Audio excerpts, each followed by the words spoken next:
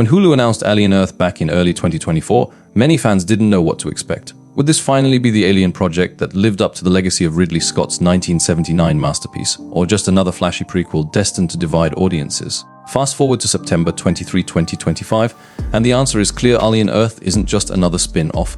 It's a full-blown event series that dares to take the franchise somewhere it's never gone before. The series, created by Noah Hawley, Fargo legend, has drawn rave reviews, with critics handing it an impressive 95% Rotten Tomatoes score, calling it a sprawling, heady, and occasionally horrifying meditation on humanity, technology, and survival.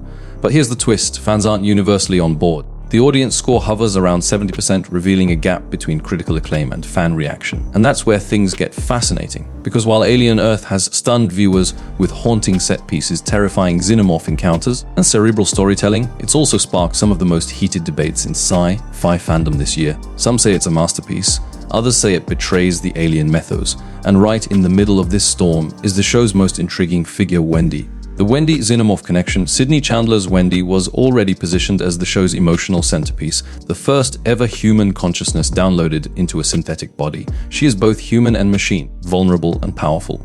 A perfect allegory for the questions Alien Earth keeps asking about identity and survival. But in the finale, fans got a reveal that changes everything. Wendy's psychic connection to the Xenomorphs isn't just a plot twist, it's the beating heart of what makes this show different.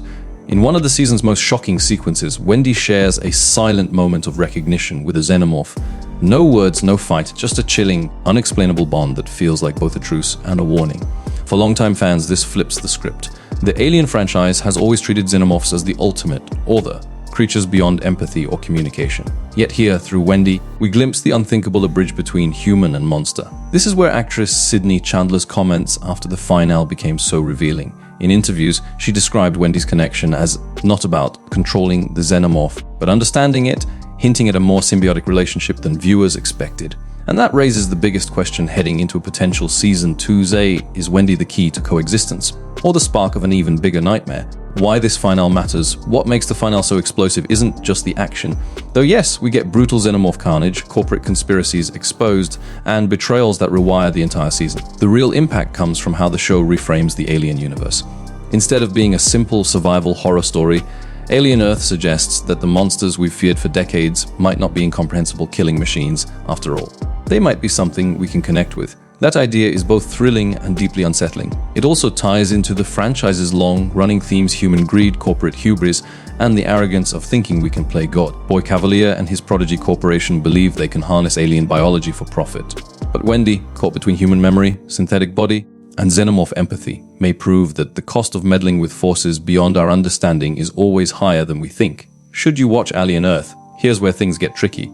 On paper, Alien Earth has everything: high production values, sharp writing, and one of the strongest casts assembled for a Hulu original. It's an 8-episode binge that blends horror, action, and philosophy, set in the year 2020, just 2 years before Ripley's story begins. But it's not for everyone. If you're squeamish about body horror, if you dislike slow burn sci-fi, or if you're a purist who doesn't want alien canon expanded in unexpected ways, you might find yourself frustrated. And that's exactly why the fanbase is split. Some say the series peaks around episode 6 and loses steam in its final stretch. Others argue the finale is bold and brilliant. What's undeniable is that the show demands attention, and whether you love it or hate it, you'll be talking about it long after the credits roll. Setting up our verdict: so binge or skip? That's the question we'll answer as we break down the biggest strengths and weaknesses of Alien Earth.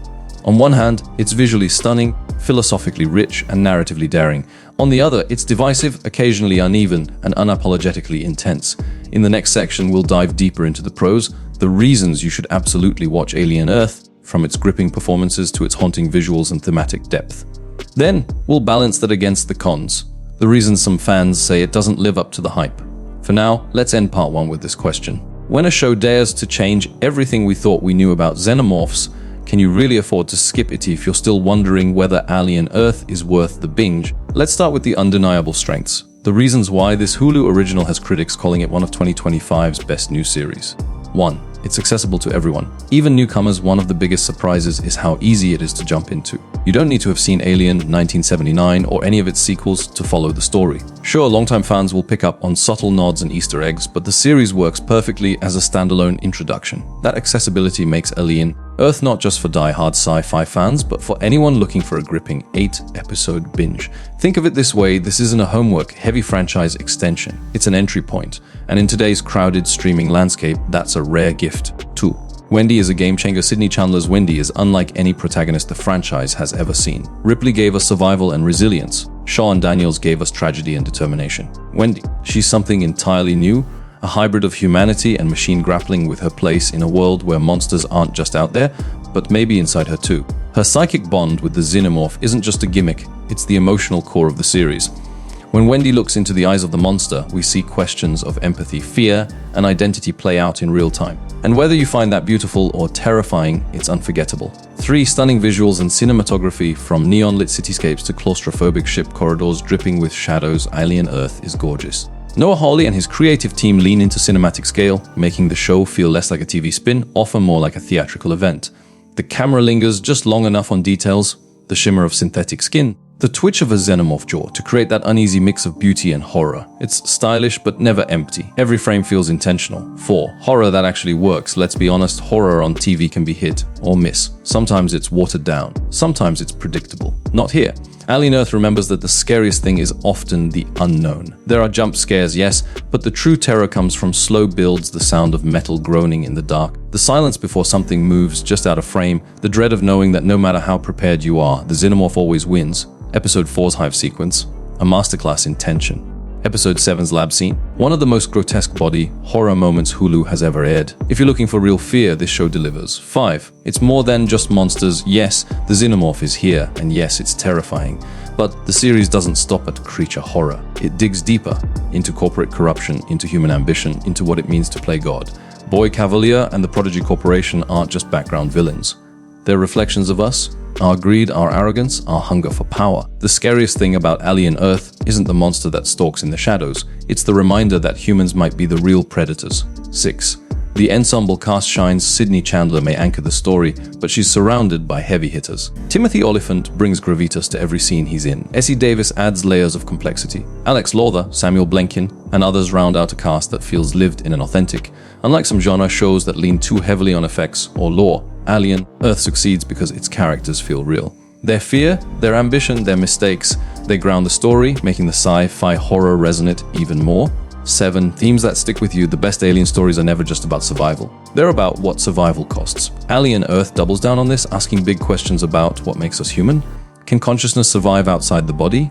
Are monsters born or made? It's a show that lingers in your mind long after you've finished an episode. And that's the mark of great sci-fi. It entertains you in the moment, then challenges you afterward. The verdict so far, at this point, it's clear why critics love Alien Earth. It's ambitious, scary, smart, and beautifully made. If you're looking for something that respects the legacy of the franchise while pushing it into bold new territory, this is the series for you. But before you hit play, there's one more thing to consider. For all its brilliance, Alien Earth isn't flawless. And that's where the divide between critics and audiences comes in.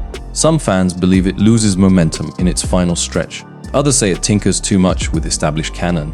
And for many, the show's commitment to graphic horror is simply too much. So in Next, we're going to break down the cons, the reasons you might want to pass on Alien Earth. Because if this show is going to demand 8 hours of your time, you deserve to know both sides before making your decision why you might want to skip Alien Earth. For all of its ambition, critical praise, and cinematic qualities, Aliens Earth isn't a universal hit. Beneath the 95% critic score lies a far more complicated truth. The audience score? A modest 70%. And that gap tells us something important: this show isn't for everyone. So let's unpack the reasons why.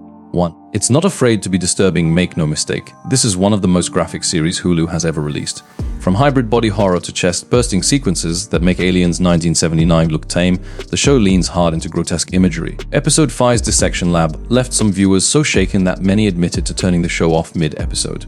Episode 7's xenomorph feeding scene lingers far longer than most audiences were comfortable with. Even the hybrids themselves, half child, half experiment, are designed to provoke unease. If you can't stomach gore, surgical detail, and nightmarish visuals, this series will test your limits. For some, that's a strength. For others, it's a hard pass.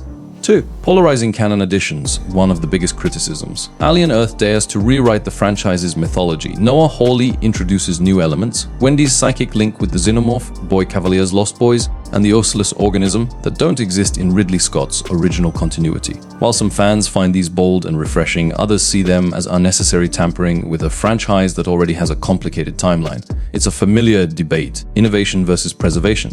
For those who wanted Alien Earth to simply set the stage for Alien, 1979, the series feels like it strays too far into uncharted territory. 3. The pacing isn't for everyone. Critics praise the series for being cerebral and slow burn, but that very quality frustrates some viewers.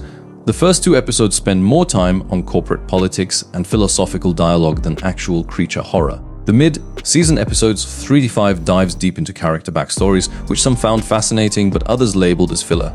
Even the finale, though explosive, ends on more questions than answers.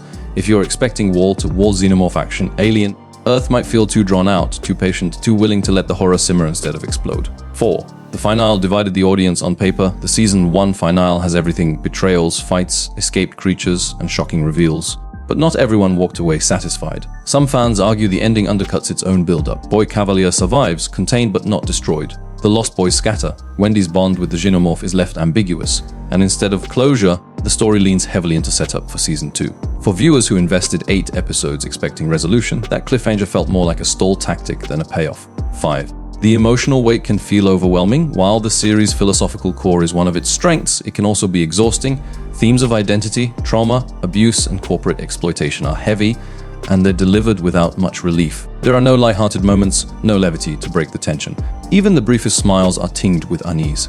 By the time the credits roll on episode 8, many viewers reported feeling drained rather than thrilled. 6. It's not the franchise you remember. Perhaps the most divisive point, Alien Earth, doesn't feel like classic Alien. There's less focus on survival horror in tight spaces. There's more emphasis on hybrid experimentation, psychic connections, and corporate wars. The show is as much Fargo and Legion, 2 of Hawley's earlier works, as it is Alien. That creative vision has won over critics. But for fans hoping for the stripped down terror of Alien or the militaristic action of Aliens, this series may feel too abstract, too strange, too detached from what came before. The divide is real at the end of the day. Alien Earth is not a middle of the road show. It's bold, uncompromising, and often polarizing. If you crave horror that unsettles, characters that challenge, and themes that linger, you'll probably love it.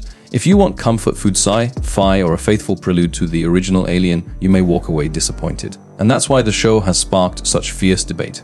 To some, it's the best thing to happen to the franchise in decades. To others, it's a risky experiment that should have stayed on the drawing board.